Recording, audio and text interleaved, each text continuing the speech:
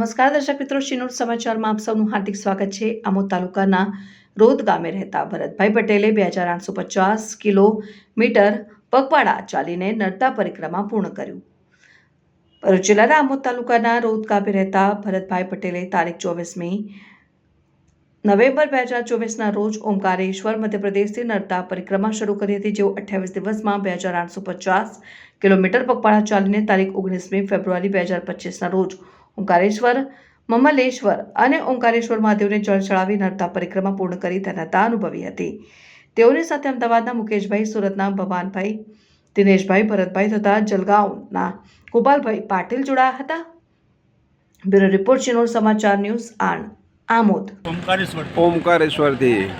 ઓમકારેશ્વરથી તમે નર્મદા પરિક્રમા ચાલુ કરી તો તમને રસ્તામાં કેવી સવલતો મળી, શું તકલીફો પડી, એના વિશે જણાવશો? સવલતો તો બહુ સારી મળી આશ્રમોમાં, બધા આશ્રમોમાં, અમુક આશ્રમોમાં સારી મળી। અનુભવમાં તો હવે કઈ ટાઈપનું વર્ણન કરું।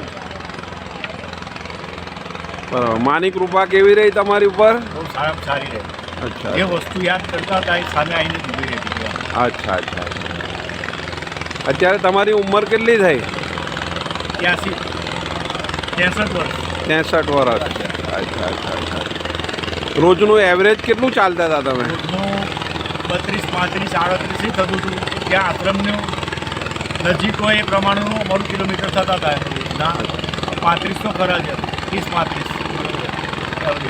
ટોટલ કેટલા કિલોમીટરની આ યાત્રા થઈ તમારી? અમારી ટોટલ 2850 કિલોમીટરની યાત્રા કેટલા દિવસમાં પૂરી કરી? 88 દિવસમાં।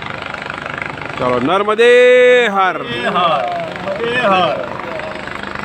નર્મદે હર, નર્મદે હર, નર્મદે હર। આપ નર્મદા પરિક્રમાવાસી છો? હા। ક્યાંથી છો? ગુજરાતથી।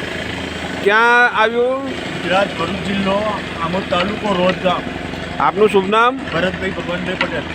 અચ્છા, આપણે ક્યાંથી ચાલુ કરી હતી પરિક્રમા? 24/11થી ચાલુ કરી હતી। ક્યાં સ્થળેથી? ઓમકારેશ્વર। 24/11/2024થી ચાલુ કરી હતી। બરાબર।